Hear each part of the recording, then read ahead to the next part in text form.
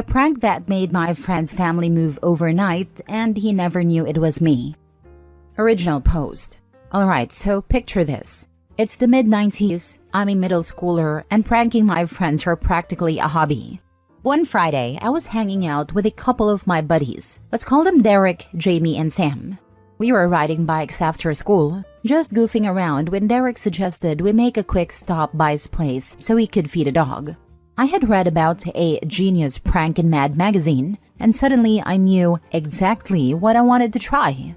The prank was classic. You lift the toilet tank lid, position the fill hose just right so it sprays water at the person who flushes it. Since the water doesn't fill the tank, the float bulb won't dry, so the water keeps spraying until someone turns it off or fixes the hose. It was foolproof, or so I thought. As we got close to Derek's house, I put on my best desperate act. "Man, I really need to use the bathroom," I said, pretending to squirm.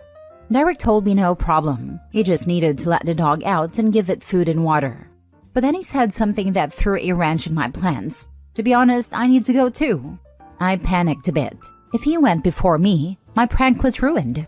Luckily, he let me go first. I practically bolted upstairs, holding myself for dramatic effect, and Derek pointed me down the hall to the bathroom.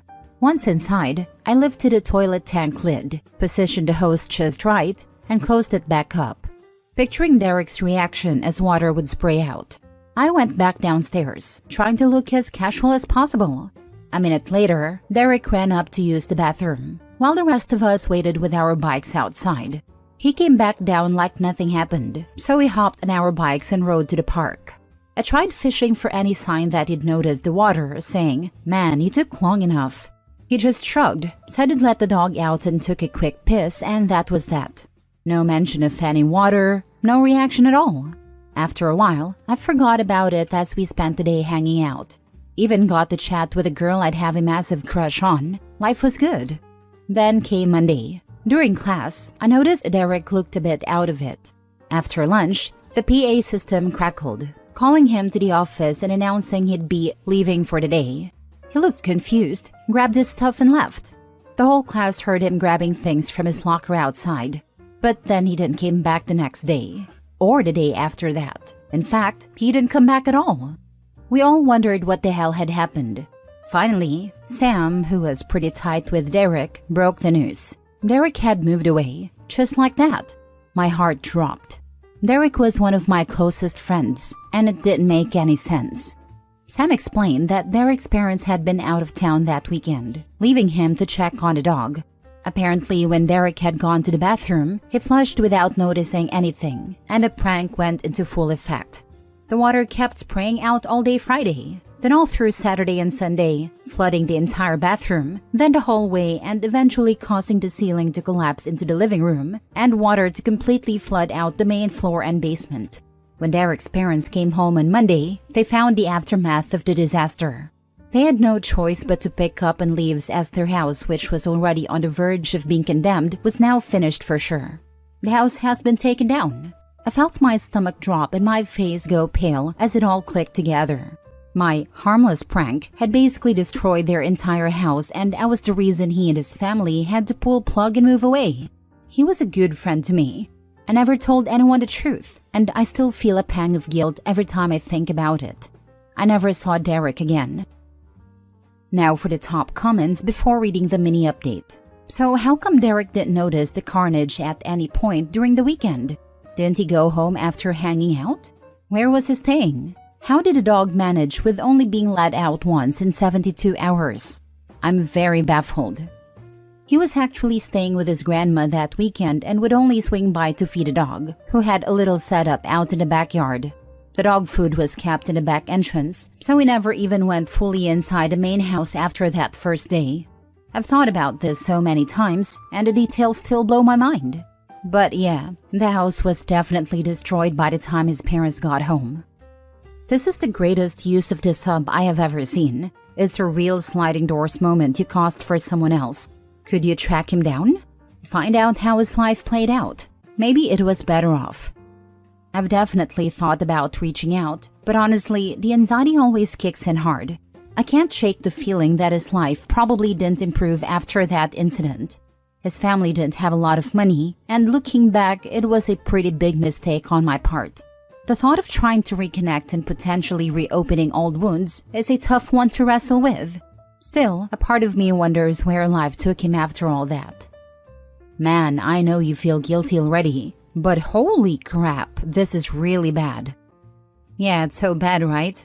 Like, as an adult now, I can see how truly devastating that prank was. He ruined people's lives. Financially ruining a family over a prank. Yeah, I don't know if I would be able to look at anyone in the face again after learning what happened. The intention was never to actually financially ruin anybody, but to harmlessly spray water at one of my friends. Definitely not something I ever thought would happen. Mini update. Honestly, the reactions to this have been not that surprising, and not in a good way. People are saying I deserve terrible karma or even worse, blaming me for supposedly ruining an entire family. Some even go as far as to suggest my prank could have caused someone to spiral into addiction or something even darker. It's wild to see this level of anger over something I did as a 6th grader, when I was just a dumb, immature kid trying to pull a prank. A lot of people are saying I should reach out and apologize, but the truth is, I don't even have social media like Facebook or Instagram to try and track him down. And I want to be clear, this was never meant to harm anyone. It was just a prank I'd read about, and I didn't think through the consequences. Now looking back, I realize how serious it turned out to be, and it's something I've regretted for years. The hate and accusations I'm seeing here make it sound like I set out with some evil plan to destroy a family, which is just insane. I was a kid. I messed up, and I'm genuinely sorry for the damage it caused. But at this point, all I can do is acknowledge my mistake and try to move on, even if some people think that's not enough. And to Derek, if by some crazy chance you're reading this, I just want to say I'm sorry. We were young and dumb, as I'm sure you remember. From shooting each other with BB guns to jousting with sticks on our bikes, to launching Roman candles and bottle rockets at each other, we did some pretty crazy stuff. But this prank went too far, and I genuinely regret the mess it caused. I never meant for it to be more than a harmless joke, but it ended up way bigger than I could have imagined. I'm truly sorry for how it all turned out, and I hope life has been kind to you since. Next story. Am I the a-hole for not giving my late husband's mom any of the life insurance money after she paid for his funeral? My husband and I were both in our early 40s, married for 6 years, when he passed away suddenly a few months ago. It's been the hardest thing I've ever faced, and honestly, I've just been trying to survive each day since. Right after he died, his mom, my mother-in-law, stepped in and insisted on paying for all the funeral expenses. I was completely out of it, just in a fog, and really grateful for the help. Here's the thing, I totally forgot that my husband had a small life insurance policy through my job. I only remembered it recently and filed a claim, getting a payout. It's not a huge amount of money, but enough to help me move back across the country to be with my family and maybe put something down on a modest home so I can start over. When my mother-in-law found out about the insurance payout, she flipped out. She's demanding I pay her back for the funeral costs and accusing me of using her son. She said some really hurtful things, calling me selfish and implying I'm somehow profiting off his death. But she offered to pay for the funeral, and I truly didn't know about the insurance money at the time. I'm still so broken over losing him, and the thought of being cold heartless just adds to the pain. I know she's grieving too, but I'm trying to do what's best for me to heal and move forward. So, am I the a-hole if I don't give her the money? I'm already barely holding it together and just need a chance to rebuild my life. I'm ready, I hope, to handle the criticism that may be coming my way. Everyone sucks here. When you found out that you were going to be getting a payout from the insurance company, in my opinion, you should have let her know and offered to pay her back for the funeral expenses. Whether she chose to accept it or not is up to her, but I think the right thing would be to at least offer, even if some time had passed by that point. Sounds to me though like she said some pretty cruel stuff. Seems like she crossed the line. On the plus side, you probably won't have to talk to her ever again anyways. Fair point. In just a few comments I've seen so far, you all have made points that I feel I would normally think of / work through, but my brain is just not there yet. Flight or fight mode, I think. Also think of the fact she lost her son. No one is in the best headspace. Seems fair to just give her half of the funeral expenses if you can, then cut all contact with her since you have no children. She crossed a line with her insults that can never be fixed or retracted. In other words, she showed her true nature. Don't forget mother-in-law's grieving too. I am child-free, so will never know what it is like to lose a child. But even losing an adult child must be a horrific experience. Mother-in-law stepped up to deal with the funeral expenses when OP was too out of it to deal with this aspect of her husband's death. The name calling is vile, but mother-in-law's hurting too. And I can see how she feels used now that she finds out OP got a pretty decent sum in insurance. You're the a-hole, to be honest.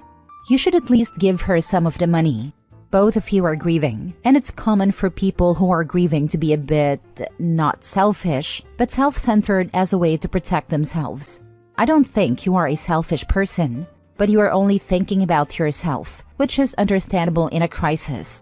Here's the thing, funerals are not cheap, and his mother had to pay for the funeral and was supporting you. The least you can do is reimburse her. I am genuinely sorry for both of your losses, and I hope that the relationship was not damaged by this misstep, as you both will need each other. It's okay if you need to tell her that you needed to hear from some peers to realize the mistake.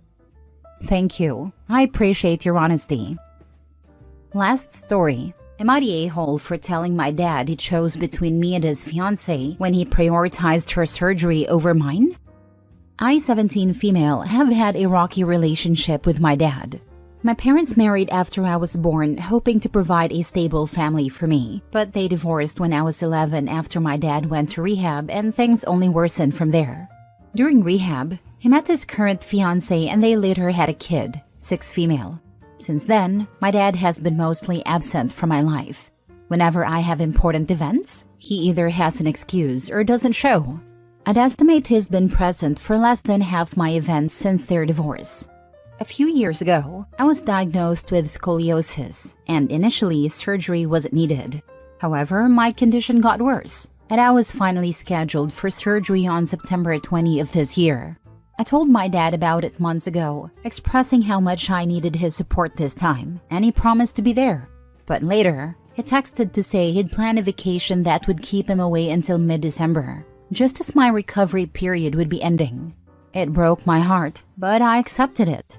Then, 2 hurricanes hit his vacation spot, and he told me he'd make my surgery. I felt a glimmer of hope, but then just a week before my surgery, he texted again saying his fiancée's lung cancer surgery had been scheduled for the same day, a few hours before mine, at a hospital 30 minutes away. He said he might not make it to my surgery. But with him, might not usually means won't. He added that this wasn't about who he loved more. That message shattered me. I realized that no matter how much I hoped, he might never give me the attention and support I needed. I broke down in my kitchen floor that day. After sitting with my feelings, I texted him to tell him how deeply his actions hurt me. I said it wasn't only about love, but about showing care, and that he'd given me hope only to let me down again.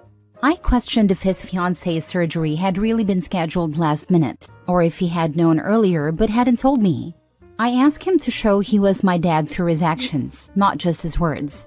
He responded, insisting the surgery was only scheduled the day he'd told me. But because he's lied in the past to save face, I reached out to someone who might know the truth. I then sent a follow-up message, clarifying that my frustration wasn't with his fiancée. It was with his ongoing absence and lack of support. I said that even if his reasons were genuine, he could have at least shown some empathy. I told him I'd hoped he'd be a better father for my half-sister than he has been for me. In a final message, I made it clear that I was done putting in all the effort to maintain our relationship on my own. I told him that if he wanted to be my dad, I would gladly be his daughter, but if he chose not to, I would be fine with that too. He hasn't responded, and honestly, I'd prefer he sit with what I've said. For once, I hope he really thinks about his actions and the impact they've had on me. So, am I the a-hole? Girl, your father hasn't shown up for you your entire life. What makes you think he is going to do it now? And furthermore, why do you allow him to have that power over you? He is not your father. He is the male who impregnated your mother. Stop elevating him to father status. This man is going to support the person he is making his life with, not the child you walked away from years ago. He doesn't prioritize you, and he never will, no matter what words he uses or promises he makes. Good luck with your surgery and focus on your recovery. Thank you, I will. Lung cancer surgery for fiancé Trump's daughter who still has mom's scoliosis surgery. But otherwise, from what you've said about his reliability, not a-hole. Maybe send fiancé a note wishing her luck. And if it was a lie, crap will hit the fan. No way. If I had to choose between my daughter and husband, I would 100% choose my daughter. Why? 1. My husband is an adult. 2. Me being at the hospital while he had surgery would not change the outcome of the surgery, so the severity does not matter. 3. Both surgeries could go wrong. If I had to choose whose smile I would see for the last time, it's my daughter's. 4. I love my husband very much. He is the love of my life. But it cannot be compared to how I feel about my daughter. Would I sacrifice my own life to save my husband? I don't know. Would I sacrifice my own life to save my daughter's life? Yes, without any doubt. Just let me know where to sign and it's done. Update. Everything my mother, 46 female, told me, 17 female, is a lie. Original story. My mother, Canadian, and my father, American, got married young, had me, and then several years later, divorced. My mother took me back to Canada and I lived there from 2 to 16. I saw my grandparents, paternal, but only occasionally saw my father. She hauled him into court numerous times, suing him on both sides of the border. In my mind, my father was a screw-up, and I really hated him, but loved his parents. My whole life, my parents were never in the same room. I saw my father 1 to 2 times a year, sometimes only for a couple of days. My mother warned me what an idiot and a tool he is, and I resented him. They were costly in court. My mom told me he never paid what he owed. My mother said he never paid spousal support, which is why we were so friggin' poor. He couldn't cook. He was a leech. It was so bad that I couldn't talk with my grandparents about him because it would start a fight. I don't think I was ever happy to see my dad, and I kinda liked that it hurt him, just like he was hurting my mom. Eventually, I just stopped seeing him. Jump to May, and my mom tells me she wants me to renew my US passport and move in with my dad. She and my stepfather are doing a road trip from Nova Scotia to Tofino. So I packed my bags, fly to the US and moved in with my dad. Immediately, my alarm bells go off. My father's talking about starting school here, and I keep trying to tell him no. He gets my mother on the phone, who then tells me the truth, that my stepdad doesn't want a teen girl in the house because of the temptation. So I am living here forever. My mother quit her job, is selling her stuff and taking up with him, and I'm out. I've been here since June, and nothing my mother ever told me about my father is true. At first, it was little things. He can totally cook, and isn't a complete numbskull like she told me. He has a really interesting job that I had never even heard of. This whole family's like the Brady Bunch. My father has a great job. My stepmother runs her family business, and I have a younger sister and 2 brothers. My father kept photos of me. My father has items my mom and Nana sent him, and I'm just so angry that nothing was the truth. I was terrified to come here because of what my mom told me about the crime. It isn't true at all. My mom warned me about the food. Again, nothing is true. My whole life was one big BS. So I asked my dad why did pay spousal support, and my stepmom cleared it up. They did pay child support. My mom got remarried twice, and so the courts rejected her claims, which she also lied about. I'm so far from home that I barely know anymore. My mom is gone with some biker tool. My dad is lovely. My stepmom is lovely. My dad put me in a tiny private school where my class welcomed me and made gifts and brought me things. Still, I'm so angry. I just want to scream. Is it bad that I crawled into my bed with my stepmom and cried? I don't know how health insurance works or if we even have any, so I don't want to ask for a therapist. My dad is already taking me to get my teeth fixed. I'm mad at him for not getting me out of there sooner. My tooth hurts, but I don't know how all that works. I want to scream in my mother's face. I want to ask her why she lied for years. We lived in an awful apartment in Halifax. Where did all the money go? She lied about every single thing. No one took me seriously. No one seemed to care, and I want to know why she did this. Now I'm tempting for a creep, so I'm gone? I'm so lost. I want to ask my father about everything, but I'm terrified of the answer. Now I'm worried I'll have to go back to my mother. How do I repair things with my dad? How do I let my mother know what a horrible human she is? Has anyone ever had a toxic parent like this? Now for the top advice before reading the update. I don't know how health insurance works or if we even have any, so I don't want to ask for a therapist. We've established that your dad is a good dad, as difficult as that may be to internalize after all your mother's lies. If you tell him you need to see a therapist, I am 100% sure he will help you figure that out. And hopefully that person can help guide you through conversations with him about what you've been through and where the two of you go from here. As for your mom, I don't think you need to say anything to her, unless she pulls a 180 and wants you back in her life. At which point you can tell her that's not happening. Maybe write her a letter at some point if you feel the need to put a formal cap on the relationship, but that can wait. For now, just focus on you. And I guarantee if they're well off the way Opie says, he has insurance. Taking Opie to get her teeth fixed means they likely have dental as well. It should be a breeze to get into therapy. They seem like stable people who would be very supportive of that. Definitely talk to your dad about therapy, Opie. You'll be okay. She'll pull a 180 when the creep leaves her. Then she'll go on and on about how important Opie is. How she never wanted to leave her, but felt she had to protect her, etc. Sweetie, if your dad can afford to put you in private school, then you probably have pretty good insurance. It's okay to ask for a therapist, and it's okay for you to be angry at your mom. For that matter, the private school probably has at least semi-decent counseling services. You could start there and ask if they can help you talk to your dad about the need for more specialized professional support if you're nervous to have that conversation on your own. My stepdad doesn't want a teen girl in the house because of the temptation, so I'm living here forever. What the actual heck? He actually told your mom that? And she's still with his creep? That is disgusting. He is basically saying he can't resist the temptation of violating you. That is the most awful thing I have heard. And your mom kicked you out because of it? Not him? Wow. I'm so sorry. It sounds like your mom makes horrible choices and has lied to you about things. It is totally unfair and of course painful. Unfortunately, many people have to deal with messed up parents, but I'm glad you have a good dad and stepmom. When you are ready, I think you should confront her, but I think for now you need to focus on you. Cry. Grieve the loss of the mom you thought you had. Focus on taking care of yourself. When you are done grieving, focus on making your life good. Yes, your mom is a mess, but you are not. You can have a great life despite all this. I'm sorry you have to deal with this. I think the more distance you keep from your mom, the better. Am I the only one who immediately thinks that mom is lying about this because in her own messed up way of thinking, by sending Opie off, she won't have competition from her daughter for the affection of her new husband?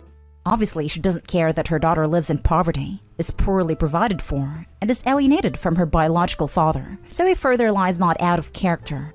And she is acting as if she's protecting Opie. Furthermore, if the new spouse is actually a pedo, the last thing he would do is to broadcast what he really wants. It would be beneficial to him to stay under the radar to get close to the victim/Opie. I wasn't thinking that until you just said it. To be fair, I really don't know this man. We never spent time together. Now I don't know what to think. And now for the update. It's been a little while since I wrote to you. I read every message and then was going to respond, but it got locked. I wanted to tell you all what happened. It has been really crazy. After my post was taken down, I went to speak to my stepmom, and she asked me to wait for my dad. We sat down and I just let it all out. I explained everything. It went through everything that had been happening. I told them that I was scared of where we were living and that I needed help, but I was worried about insurance and money. I told him that I felt sick all the time. It was starting to lose my mind that my stomach burned, but I felt like I was going to throw up all the time. Saying all that really started to change things. When I first got there, my dad never mentioned my mom or discussed what happened. It felt crazy. I knew my mom's version of events, but I kept realizing that was mostly untrue and nothing made sense. My dad never provided context or any more information, so I was just left knowing everything was wrong. So my dad answered every question I had. He explained things from his perspective, and stepmom backed things up with letters, documents, and other things. I'd always wondered why my dad didn't love me or my mom, why he left and why things were so bad between them. When I would see him, we never discussed my mom. We tried to enjoy the time we had together, But I was curious and asked a lot and he avoided it. I guess because he avoided the subject, I figured it was all true. We were dirt poor, and he didn't seem to care. Now that I have the other side of the story and see what happened, very little of what my mom said is at all true. To help push me along, my stepmom arranged for me to get help.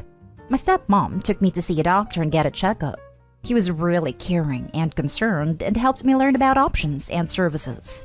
He referred me to a therapist and I've already seen her twice. She's great. She's positive and helpful. She took everything I had to say.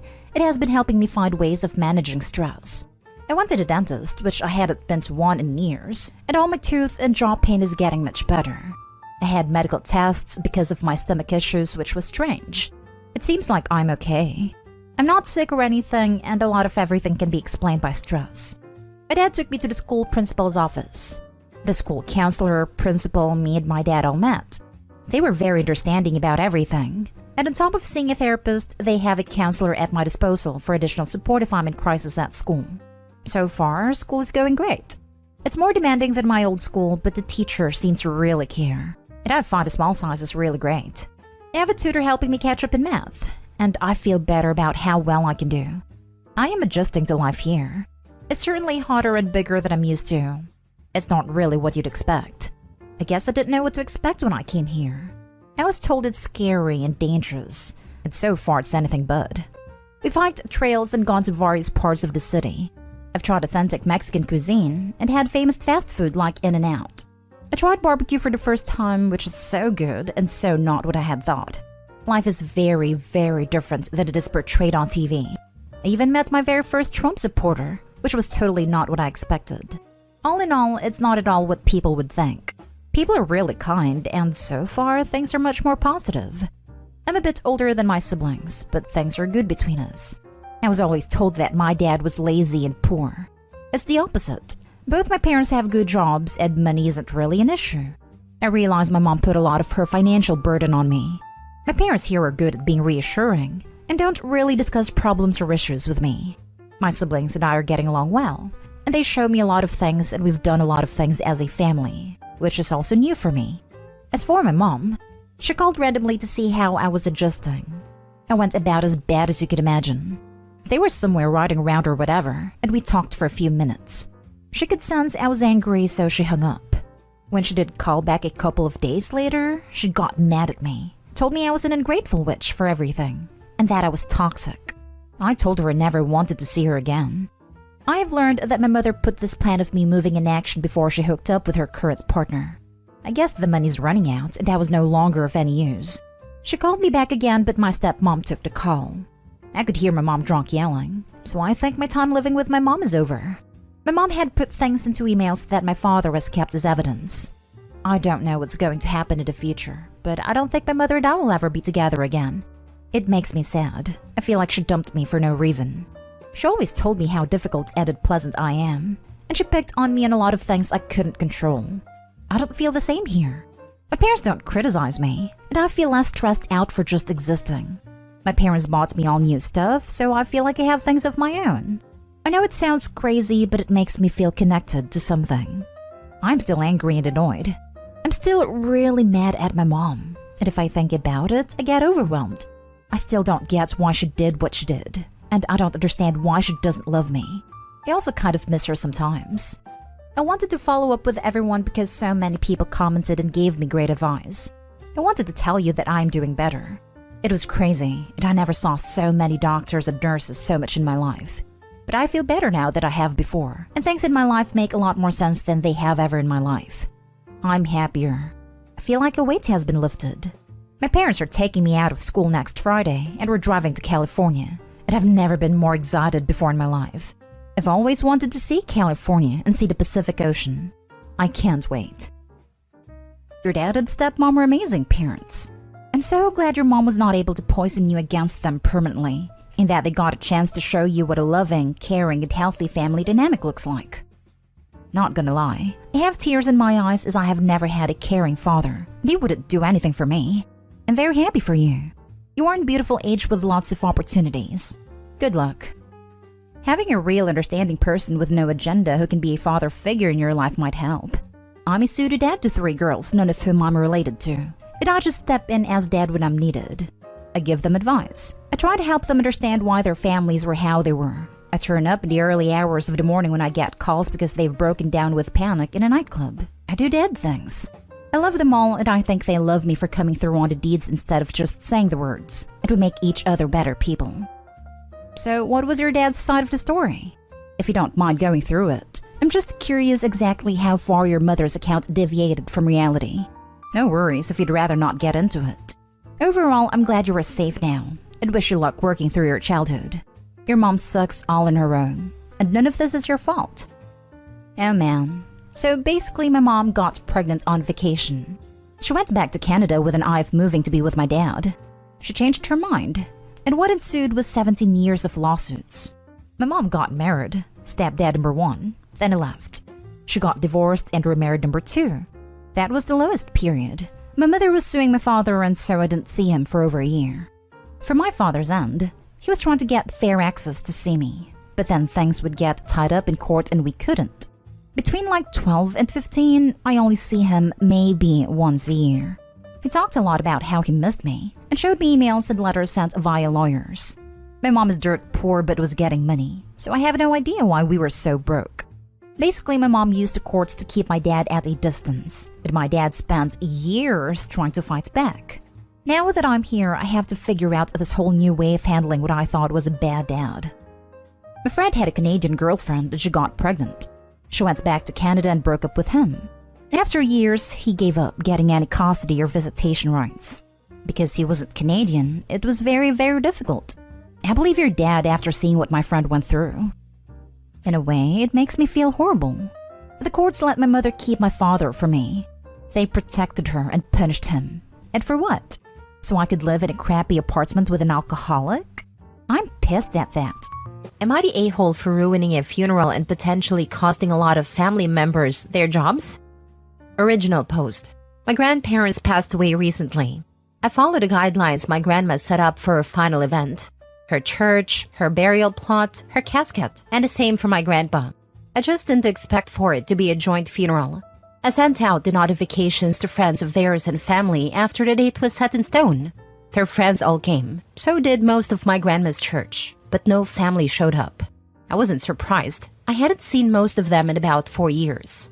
I had a great time with my grandparents' friends, and then I went back home and cried my heart out. I had been their sole caregiver, and I didn't know what to do without them. I had taken care of them for 15 years. It started with little things like lifting heavy things and escalated to needing to change the bed twice a night sometimes. I was empty and started to scroll through my grandpa's Facebook to see pictures he posted before his memory went. I found a group, started about 3 years ago, that was being flooded with activity. When I went poking around, I found out it was my mother, who was hosting a funeral at her church and was trying to get final expenses taken care of. I was stunned. Here was the woman I hadn't spoken to since throwing her out of the house for stealing jewelry and upsetting Grandma terribly by using her Alzheimer's against her. How could you forget my birthday? You promised to give me this. I went to the funeral my mother had planned and listened to the pastor, and then my mother got up to talk. She told everyone how hard it was taking care of them, and something inside me roared to life. I don't remember everything I said, but it did include that she didn't pay for anything for them. Not their caskets, not their burial plots, not their cremation. Nothing. I told everyone I put them to rest at the funeral Grandma planned herself 4 days prior. I said she never paid for any of their care, or even seen them for 4 years. I was asked to leave and drove home. Later, a cousin asked me if what I said was true, and when I said it was, and I could provide proof, they explained my mother had been taking funds from the family for years to pay for their care at a facility because they had outlived their insurance policy. They also explained I got a lot of people in trouble because somewhere in my speech I had shouted I had done it all alone for years without any help. A lot of family members used my grandparents as an excuse to get out of work and had invited their co-workers to the funeral. By hearing my outburst, they were now in trouble for lying as for the reasons to leave work or miss days. She then went on to ask me about the inheritance and when would that be passed out. I told her that if anyone had earned the inheritance, it had already been taken care of. I thought I was in the right, but now I'm doubting myself after so many cousins and family members are calling me to tell me I handled it really poorly. Am I the a-hole? Did I handle this badly? Everyone's telling me I did. Now for the top advice before reading the update. Not a-hole. I'm honestly not entirely sure how you could have handled that better without being ignored. Your family members created these situations for themselves and now must deal with the consequences.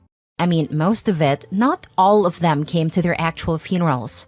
You handled everything, both for their care over the last 15 years and in their passing. And that's probably been very hard for you, especially if you don't have any support yourself. I hope you do. Be kinder to yourself. You're grieving and will need some time to heal. None of the family members came to the funeral. Some of them I've excused in my head because of my mom's actions. She sent out messages to everyone that the location had changed due to issues with the size of the location. Grandma had picked out the location for a funeral, the same place she used to teach sewing lessons and run childcare teaching events. She loved that location. It was attached to her church. She didn't care what your question was. She'd answer it and help you solve it. Didn't know how to fix the seam of your jeans? She could help. Didn't know how to stop your baby from crying all night? She'd know. She ran a lot of services for her community that still stands strong today, one of which is the Early Days program at her church. Members sign up to visit new parents, do laundry, vacuum, dust, do dishes, cook a meal, watch the baby if the parents need to sleep. I'm so proud of her for the impact on our community she left. Your grandma was an incredible person. Condolences on your loss of both grandparents. Not a-hole. You told the truth. The truth exposed your mother's hypocrisy and how she was scamming the family for money. It also exposed the scams of those who were pretending to care. The term for this is poetic justice, and it was overdue. I'm still trying to figure out why they would lie about coming to help and not even bother to pick up the phone to call and check in with them. It makes no sense why they would use that as an excuse to me. What did they have to gain? A free day? They have dozens of other people they could have used, but they fixated on using my grandparents. Because using them made them look good. Oh, I need a day to take my elderly grandparents who have Alzheimer's to the doctors. Makes them look selfless and caring, and most employers would be more willing to overlook those days. Don't for a minute feel bad for those who got in trouble. They all dug their own holes. If they lost their jobs, that's on them for lying, not you for exposing their lies. Stop worrying about the people who didn't care and remember your grandparents and the good they did and the time you had with them. I'm sure they appreciated all that you did for them. Now for the update. Thank you all. I felt I was the a-hole because of how badly I reacted at the memorial service my mother held. It was very far out of character for me. I am usually very quiet and I don't talk too much often, much like my grandpa. I screamed at them. I cried, I waved my arms and made an absolute spectacle of my grief. I feel so embarrassed by how I argued and carried on. Several family members are asking questions and seem genuinely bewildered by the circumstances. This happened on Sunday and it's Friday now. I am still feeling as lost as I did at first. One of my uncles did lose his job. That was confirmed earlier. He had multiple schemes going on at his workplace, with a need for a medical lift bed for grandma, and got his coworkers to donate around $8,000 in total. The gossip queens that attended the funeral told everyone Monday morning, and by Monday afternoon he was in trouble with HR. This wasn't the only way he tried to earn funds. There are at least 2 others I know about from his son. His son, my cousin, is furious with his dad and my mom. He and several other cousins of mine are suing my mother for taking funds from them. They thought they were helping pay for 24-hour care at an assisted living facility. Every month, my mother was collecting between $2,000 and $9,000 from family members. She would lament to them how hard and soul-crushing it was to see such strong people just staring vacantly off into space, how they were unresponsive. But this wasn't true. My cousins apologized for not reaching out to me, but I'm not very close with anyone in my family. Some of you guessed it in the DMs, but yeah, I was an affair baby. I came out wrong, and my mother's husband divorced her over it. The people I was closest to growing up were my grandparents. It's bad enough that some of the cousins forgot I was a family member at all. It's a huge mess. They're apologizing, but I just don't want anything to do with them. Grandpa's business is not worth millions, but it pays the bills. It's a handyman company. My family is asking about the company, how everything is going there, and I'm putting up a stony face. It's not the family business. It's mine. Has been for years. All of the employees respect me because I treat them the same way my grandpa did. I do still mess up some things that they tease me for. It's a very friendly place to work. One of my grandpa's properties is just a fenced yard with covered storage for the different projects. It's right next to the business property, and it's just where we work on remodeling old RVs or turning vans into RVs. We have a few friends parked there too, but it's just a dirt lot with gravel, a fence, and a cover. There are some security cameras there, and so far no issues. I thought I would give an overall update and just thank you all for the support. I felt so lost, and I really did think I was the a-hole for exposing them. Jobs are important and hard to come by out here, and it's not just going to affect them. It's going to affect their partners, their children, and even their pets. I feel most guilty about who else exposing them affected. Thank you. I didn't really expect this to blow up like it did. I'm going to keep reading and responding to comments. Thank you all again. This has been so incredible. I was never supposed to be angry about anything, but seeing all the comments cussing out my family has been more cathartic than I can express. Thank you. I don't think nosy and gossip queens are fair judgments when what they did is alert coworkers that they were all scammed out of a collective $8,000. More than 8K, since OP said that wasn't the only fundraising the uncle did at work. God knows how much she got away with in the end. I think someone will go to jail for that amount of fraud. I would love an update for the legal fallout. Next story. Am I the a-hole for telling extended family that my brother was an abusive piece of crap and taking his ex-wife's side in the divorce? My brother was married to Katrina for 8 years. He has a 10-year-old daughter from a one-night stand. Bio mom is not in the picture. Katrina's the only mom my niece, Elise, has ever known. She became a stay-at-home mom when Elise was 2, and they've been inseparable since. She wanted to adopt Elise, and Elise's bio mom wanted the adoption to happen, but her dad refused. When Elise was around 4, my brother started using her to control Katrina. If they'd argue or she wouldn't do what he wanted, he'd either hurt Elise or leave with her for weeks or months at a time, telling her she was never going to see Katrina again. Katrina wasn't able to do anything about it because she didn't have any rights to Elise. Katrina finally filed for divorce last year, and my brother took Elise again. After a few months, CPS got involved and Elise was removed from his custody. Elise is temporarily staying with me while Katrina fights for custody. She refuses to talk about what happens when her dad takes her, but she's terrified of men, including my husband, wakes up screaming, and she even had to spend some time in an inpatient facility.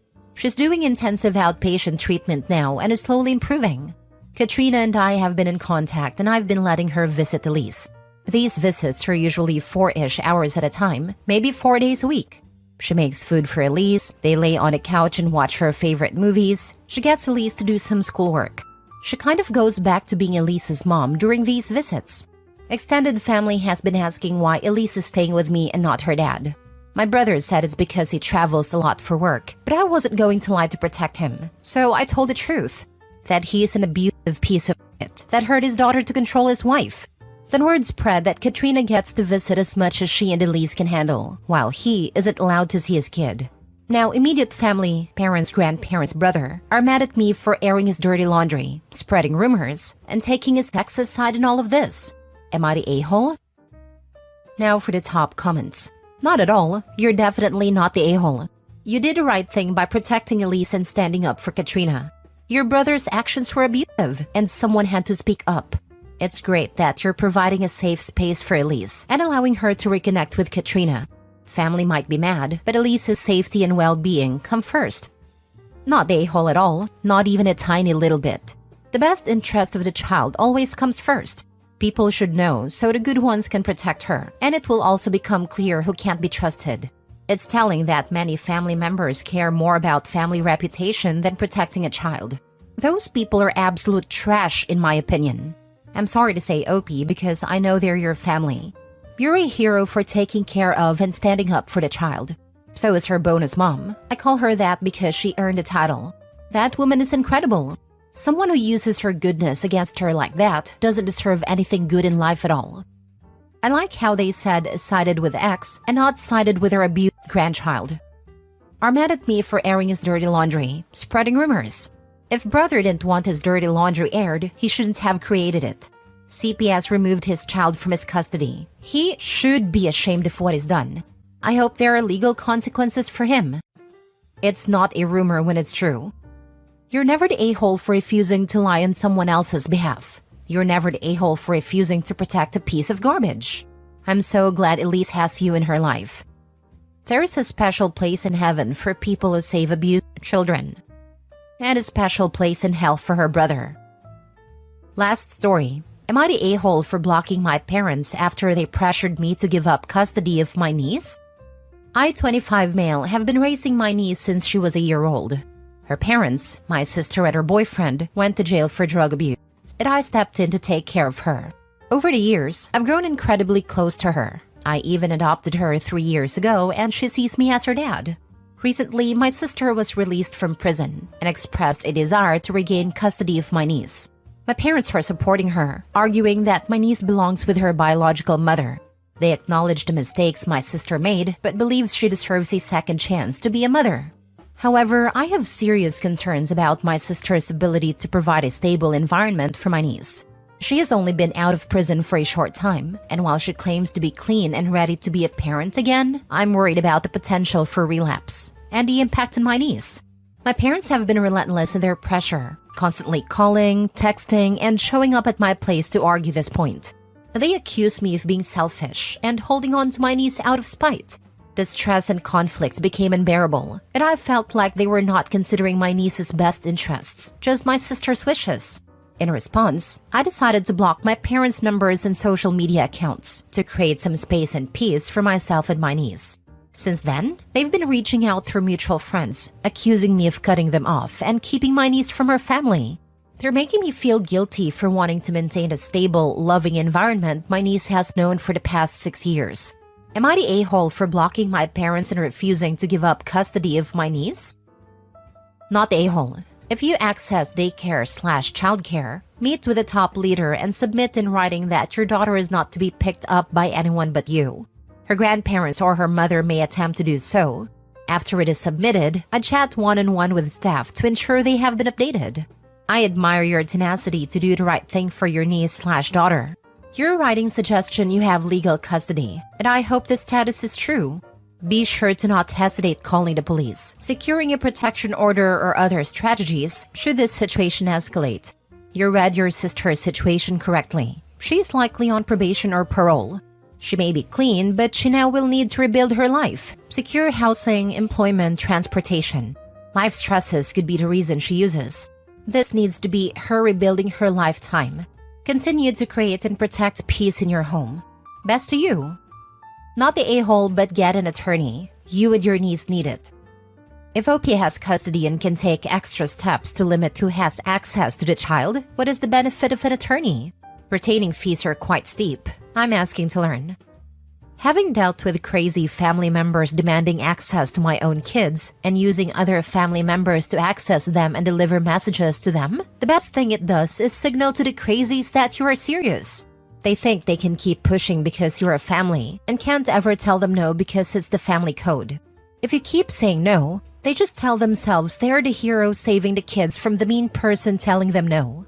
It's amazing how suddenly they stop the BS when an attorney threatens them with legal action. An outside authority told them to cut it out or else. It's very effective and was worth the money to keep the crazies on their best behavior. I second this and contact schools to reiterate who is and is not on the access list. Crazy Family has often weaponized police, child services, filed false abuse reports, all to paint the custodial guardian in an abusive light. Cover your assets / start recording calls, messages, and texts into online vaults. 3. If you're ultra paranoid. Also printed copies, transcripts of voice messages. Document. If at a moment's notice you need to file a no-contact order / anti-harassment, you will need printed copies to file with a judge later in court. You can also work with Child Protective Services to oversee your sister earning back partial custody. If you choose to communicate with a pushy family, do it through email only. It creates a valid paper trail, and you can carbon copy, CC, anyone who needs in on a conversation. If they really want to get nasty, take your sister to court for child support and back pay support. This always is a viable threat when they get super pushy. Your fears are very valid. Update. My husband beat cancer and now is giving up on our relationship. He's also abusing me financially. Original post. It's been 6 months since my 21 female husband 21 male had a stem cell transplant. This was in conjunction with chemotherapy to help improve his quality of life if the chemo worked as a treatment. He had metastatic brain cancer in his bones, and his chances weren't good. He still has to worry about the cancer coming back in the future, but the treatment did work, and now he's back to normal life. Except nothing has been normal. He's been depressed ever since he got home from the transplant. I've tried talking to him about it and showing my support. I talked to his family, basically just telling them he's feeling burned out and asking if they could reach out more. I've tried to handle a lot of my own struggles on my own. I have clinical depression, and now I'm recovering from pushing that aside to be his caregiver for 2 years. I'm in counseling and I still work full-time. This past week he told me he's been thinking about it for a few weeks, and he doesn't think he can do this anymore. This being our marriage. He says I always take my anger out on him, and the past year has been all about me. I took a few deep breaths and then told him that's hard to believe, since in the past year all I've done is work and use all my vacation days on being there for his treatments. This summer, we used all of our extra money on him getting his dream motorcycle and all the accessories to go with it. We had planned on me getting one too, but it ended up being too expensive, so we agreed on him doing the motorcycle course and getting a bike himself. I've been focused on my therapy and healing. I've been going to work every day. I also got basically ghosted by my bestie after she got married this summer. I've had repressed memories and childhood traumas come up in the last month that I've been working through basically on my own. My husband knows this, but we've had a total of 2 conversations about it. And when I try to bring it up, he makes the conversation about something unrelated. I said I wanted to go to marriage counseling, since he's been refusing to see his own therapist or counselor for the last 3 years. He finally got himself a counselor instead, and I feel like it's too late for that. After he told me this week he thought our relationship was over, I snapped. I told him if he was giving up, then I wasn't going to shut up about the pain I'm dealing with anymore. I'm always forced to be quiet, to listen to him talk about what he's going through, and I've done it happily for our entire marriage. And to hear him say those things felt like the ultimate betrayal. Now he wants to take it back. He says I never should have said that, and he wants me to give him time to work with his counselor and heal. But I still think the problem isn't addressed. He thinks the last year had been about me, when our entire marriage has been about him. And he never acknowledged that. He refuses to talk about his treatment and things we were together for, but he makes jokes about his own funeral even though it makes me cry. Does anyone have advice? Or questions are welcome. I think he's given up, but now that he's verbalized it, part of me just wants to be done. Now for the top advice before reading the updates. Be done. Cancer doesn't make people saints. Sounds like he's pretty self-centered and wants to make you the bad guy. Maybe because he is unconsciously upset that you are starting to focus on yourself rather than him 110%. I really didn't want to believe this, but the longer I hold out, the more I see him treating me this way. Remission in a lot of ways is harder than treatment. The PTSD coupled with fear of relapse can break a person. That doesn't even start with the people that abandon you along the way. You're right. Cancer doesn't make people saint, but treatment and recovery doesn't end the same day as chemo. Think about this for a minute. Do you really want to spend the rest of your life with this person?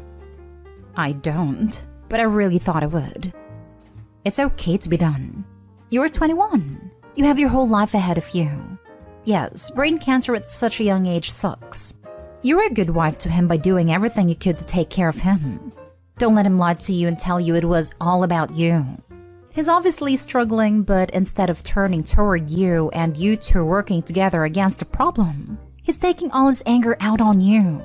And that's not okay. That's abusive, actually. Never date someone that makes you put all of your own self-care aside indefinitely.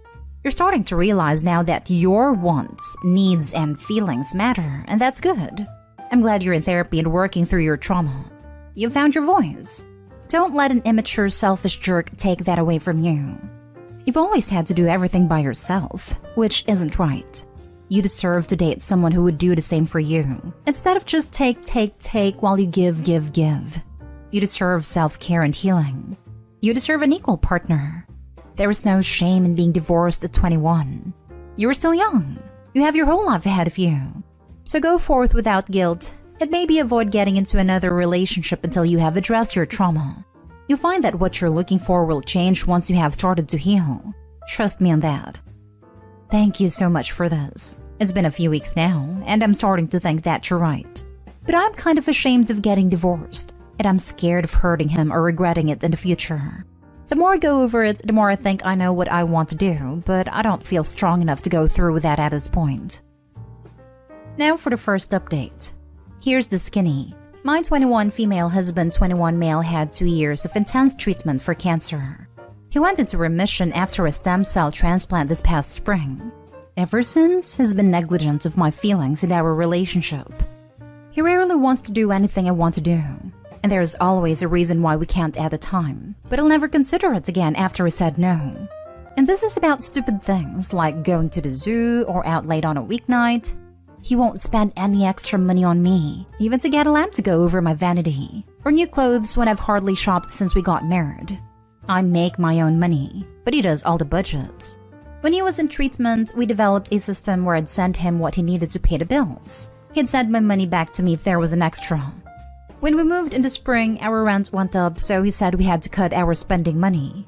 He told me to just keep $100 every month and send him the rest.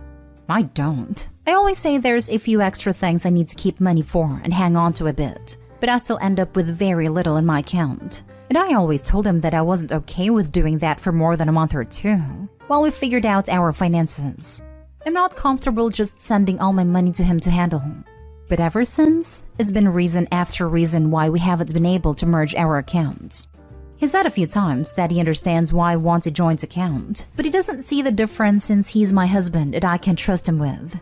He knows my parents are really bad with money, and they never taught me to manage money.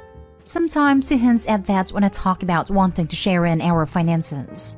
But I had more savings than my husband ever did. I owned my own car before I even had one, and then his dad paid for half of it. I paid for our wedding. It was small, but still nice, and cost about $8,000. While we were engaged, he bought a pickup that died before our wedding. He spent his savings paying the rest of the loan on it, about $10,000. I paid first and last in our apartment and covered rent while he couldn't find a job. This is after I got him a job at a pizzeria I'd been at for 6 months. He got us both fired. He always says they were shady anyways, which is true, but not the point. After my original post, I told him I want to set up a mutual fund, so we can at least have our cash and bills coming from the same place. He just asked me to move the appointment with the bank, then a few minutes later came out with a plan he and his brother made for us to get a joint checking account. I said that's not a mutual fund. I don't want to do what we already planned. At this point, the red flags are off the map. We've talked, he explains, but things never get better for me. I can't focus on myself at all because I'm basically babysitting a grown man. I have so much healing to do. I don't want to do it together, but he's not letting it happen. I think it should be over, but part of me wants to keep fighting for this. After everything, I just want this to work so bad. Could this possibly be salvageable? If not, how do I pick myself up enough to face that fact? Honestly, it sounds like it might be over. A relationship that's entirely on his terms is no relationship at all. It feels like he is taking you for granted. I'm glad he's beaten cancer, and you should be proud of everything you did to help him through that time. But maybe it's time for you to both split up so you can put that kind of energy in someone who'll respect you. This is honestly how I feel. I wish that person could be him, but I've spent so long all but, and sometimes even, begging him for the respect I really deserve. We're young, and I think I should realize that now and get out while we both have lots of time to heal. In the same breath, what if one day I'm 40 and single, and wish to God I'd stayed with my first husband, lol. Thanks for the support. I feel super lonely right now. No single 40-year-old has ever said, I should have stayed with my first husband. Trust me, I would have heard it by now if that was a thing. Good point. Nah, I've seen this happen to a close friend. All the bills were going from her salary and his was nowhere in the picture. End result was him defaulting on car loans and $70,000 plus debt on overseas travels, etc. Leave now and don't look back. This is what I'm scared of. He has been telling me we're paying off the credit card for months and is maxed out right now. I have no idea where all the money went, but I'm terrified. Yep, and another friend just ended a 13-year marriage. Same thing. He made her feel dumb and convinced her she's not smart enough to have access to her own money. He's since crashed a few vehicles, and guess whose name the loan is in? Honestly, I deal with stuff like this as a career. I can't predict what's to come. You're so lucky you're young. Others wasted the best years of their lives. And please, when you get out, get a lawyer to find out where your money has been going. See, a lot of my coworkers and their friends are around 20 years older than me and getting divorced over things that are starting in my relationship now. I'm so scared he'll ruin my life. Edit. I got stoned 22 hours into replying to comments, so that's why I'm chatty. Thanks so very much to everyone who's helping me think through this. Tonight, I canceled our 2022 trip to Mexico. I think it's time to leave this relationship. And again, thank you so much to everyone who helped me realize that. I plan to update in a few days. I'll probably still need advice and I'll let you know how it's going. Now for the last update. I'm writing this from a relative's house. I told my husband that I wanted to separate nearly 2 weeks ago, then left the apartment on Monday. I feel like I've changed so much since my original posts, and a part of that is thanks to all the commenters here. I really appreciate everyone who shared their insights and experiences. I've realized that my now ex had a serious dependency on me. I don't think he realizes this, but he's been talking a lot about the childhood trauma he has surrounding his mom, who he cut out of his life. In my previous post, I mentioned how he told me that he thought our marriage was over. There were other things he said at a time that were really hurtful too. Now he tells me he said those things in a moment of misdirected anger. He was angry about his mom and took it out on me. He's been really nice the last few weeks, but there's also been some interactions where he's just been a-holish. It's been downright disappointing the way he reacts to me asking for help with things. I feel like he's maybe put a lot more thought into how he acts, but it's still so self-centered that he's not actually doing anything to help me. He asks me questions, but never has much to say. Until today when he asked if I had thought about how he's felt going through cancer, and if I meant my vows, and how was I just going to give up on us when he never has. Not gonna lie, guilt tripping has always been a boundary I've tried to maintain in our relationship. He doesn't do this, so I was pretty done after that. I mean, I already told him I will likely want to get divorced once we've been separated for a year, legal reasons. I told him I think we should have entirely separate lives, no commitment to each other. I said we could still talk if it was good for us. But after the fact that he came into the phone call with those questions written down ahead of time, that he told me he always fixes things and makes them right after he messes up, and has fixed his problems in the last month. That's why he's had 2 counseling sessions and got advice from 2 older brothers. I am so done. Like hurt, betrayed, turned off. I just want this to be over. I just know it's going to keep hurting me and I'm not letting it happen anymore. I took my rings off for good this morning. I don't think I can regret our marriage, but I won't regret walking away from it either. I feel terrible sometimes because I know the things he's been through, and because I wish I could have stayed married to my first love. And I hate that he's going through this too, but we've both been through so much. I think the difference is that I wanted to get through those things together, and he decided to go silent for most of our marriage. In the process, I got pushed away, hurt, and honestly feel a bit taken advantage of. I realize that, right now, he's someone who's going to continue to push me away and freeze me out. He wants another chance, after he burned chances for 6 months, and I'm not ashamed to admit. I can't do it. I won't, not after everything. This man took my love and life and looked the other way while I paid for it. I hope he sees it, and I hope he really heals and fixes his problems. I can't be there for it though, and he chose that even if indirectly. I'm in a limbo now, just starting to figure out what the next few weeks will look like. Guys, please help me by sharing your knowledge and wisdom and experience. I do have good support close to me, but I think we all know the unique value of r/relationship advice. And I'm not admitting it much, but I'm sad and scared. The last 2 posts made me feel less alone. Hang in there.